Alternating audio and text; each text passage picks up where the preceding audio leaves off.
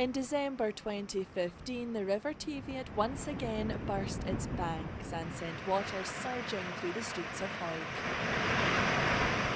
As Storm Desmond battered the region, over a metre of rain fell in this borders town, which had no way of absorbing it. By the next morning, lakes lay in place of roads and rugby pitches. Just feet from where the force of the Teviot tore away part of the road, photographer Graham Webb had his studio.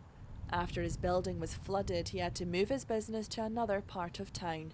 He said he just couldn't live with the constant worry or the expense of it happening again. About midday, I got told, basically to, get out of the premises. You could feel the vibration of the river coming right through, the kind of ground.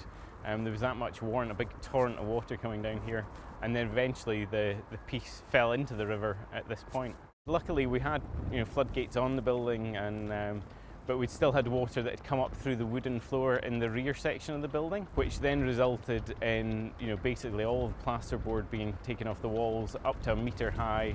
All the flooring needed replaced. Every time that we get a SEPA alert on my phone, we are worried. My parents own the building that I was flooded out of. You've always got that constant nag at the back of your mind that we could have another flood any time. I think that for the town of Hawick, once the flood defences are built, it'll just ease so much kind of tension and the stress from so many people that live along the riverside and the businesses that are along here too. Throughout the night of December 5th, around 600 people were evacuated from their homes. Many sought refuge at the local leisure centre.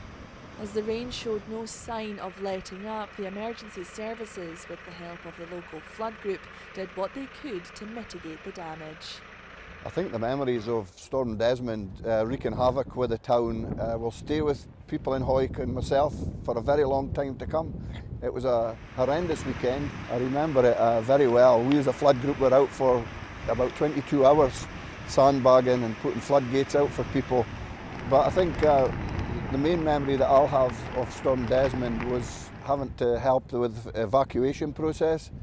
I think around 600 people, including a school, was evacuated, and it's a terrible feeling when you're knocking on people's doors and having to, in the dead of night and having to tell them that they're to leave their homes and they're not going to return knowing what to see. So that was a really bad time for us, and that'll stay with me for a long time. 5 years on, though, there's a sense of hope. Work to build the town's £88 million flood protection scheme is well underway. Once finished, more than 5,000 metres of flood defence wall will snake the length of the riverbank, offering protection to 970 properties. The level of protection is against the 1 in 75-year flood event. But in truth, it's very hard to comprehend that in real terms. So just to give you a couple of specific examples. Today, the river is flowing at in the region of 20 cubic metres of water a second.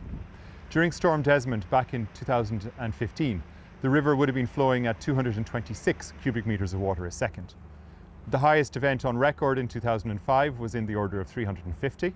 And these walls that you see here today are designed to protect against 380 cubic metres of water a second. So what we're trying to say here is that all flood events on record in this town would have safely passed through these new flood defences.